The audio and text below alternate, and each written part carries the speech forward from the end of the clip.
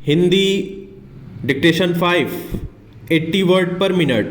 Ready, start. उपाध्यक्ष महोदय, इस बिल को इस सदन में लाने की आवश्यकता इसलिए पड़ी कि इस समय में जो पहले के राज्यपाल हैं वे अपने सिद्धांत और आदर्श में गिरते चले जा रहे हैं, जिससे देश के जनजीवन पर बुरा असर पड़ रहा है।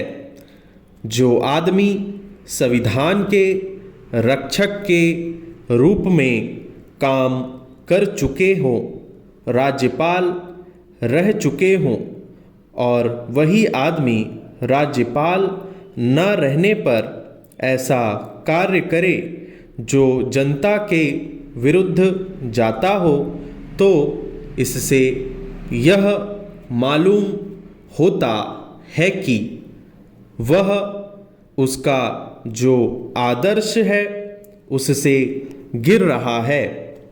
उनके सामने हमेशा यह आदर्श रहना चाहिए कि अधिक लोगों का हित हो और हम लोक राज्य की स्थापना कर सके, जैसे कि हमने अपने संविधान में कहा है।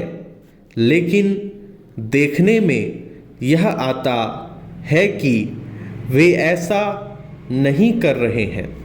पैरा, इस एक बात इस सिलसिले में मैं आपके सामने रखना चाहता हूँ। जब यह कानून बना था उसमें यह बात शामिल थी कि जो लोग दबे हुए हैं, जिन जिन लोगों का शोषण होता है, उनको कुछ सुविधा मिले, उन्हें कुछ राहत मिले और इस प्रकार से उनका जीवन स्तर ऊंचा हो। यह बात सबको मालूम है कि भारत के जो अखबार हैं उनके जो मालिक हैं वे प्रायः वही लोग हैं जो धनी वर्ग से ताल्लुक़ रखते हैं तथा अपने हितों की रक्षा का कार्य भी करवाते हैं।